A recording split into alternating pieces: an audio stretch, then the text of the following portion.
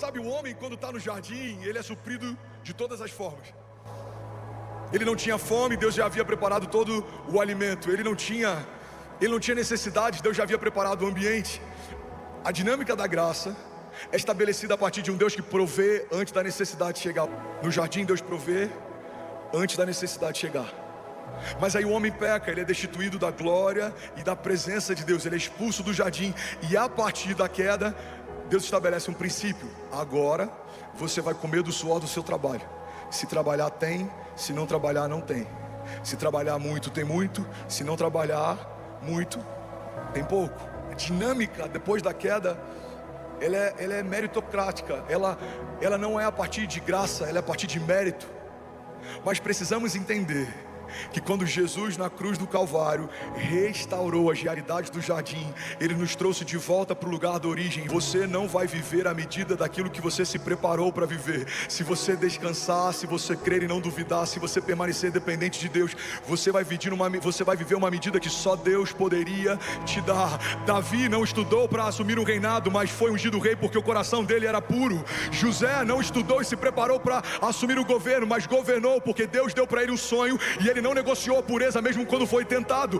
Todos os homens de Deus viveram os sonhos de Deus, não porque estavam aptos de forma natural para aquilo, mas porque entenderam que Deus é um bom pastor e Ele recompensa aqueles que creem no poder do seu nome. A vontade dele é melhor do que a minha, a agenda dele é melhor do que a minha, os caminhos dele são mais altos que os meus. Deus é um bom pastor e de nada você terá falta. A vontade de Deus é melhor do que a nossa, por vários motivos, mas um básico é que o Pai da eternidade conhece a eternidade futura como conhece a eternidade passada.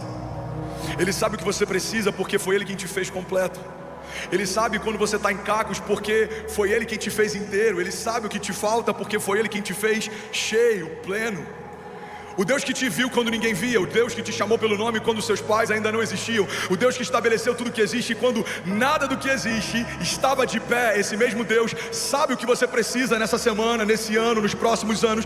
Ele não é pego de surpresa, Ele não chega atrasado, Ele continua governando, Ele tem a soberania sobre tudo e sobre todos. O salmista diz: o Senhor já escreveu cada um dos meus dias no seu livro, antes de qualquer um deles existir.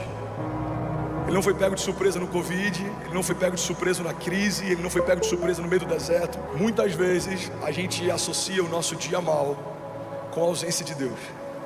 A gente acredita que porque o tempo que a gente está vivendo não é como o tempo que a gente imaginou viver, Deus se esqueceu de nós, Deus desistiu de nós.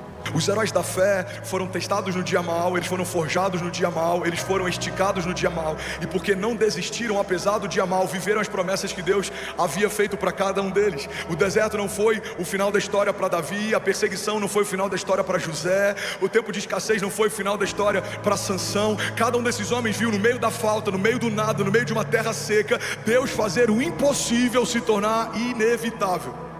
Mas sem perceber, às vezes quando o dia é mau, quando os tempos são difíceis, a gente sai desse lugar de dependência de Deus, a gente volta a tentar governar a nossa agenda, a gente quer tentar ajudar Deus a fazer. Deus disse que vai fazer, a gente tenta forçar uma porta para acontecer mais rápido. Deus disse que vai te colocar no lugar, a gente tenta através de contatos e conexões chegar nesse lugar. Deus disse que vai te prosperar, a gente tenta através de muito esforço e suor prosperar. Mas eu vim aqui te lembrar que aqueles que sabem que Deus é o bom pastor, descansam na certeza de que Deus dá àqueles que Ele ama enquanto dormem. Não é porque você vai trabalhar mais, é porque você entendeu mais do que tinha entendido no último ano. Deus vai acrescentar sem você se esforçar. Mas não é porque você é bom, é porque Ele é bom e Ele te ama. Não é porque você está suando, é porque Deus decidiu fazer infinitamente mais do que tudo que pedimos ou pensamos, segundo o seu poder que em nós atua.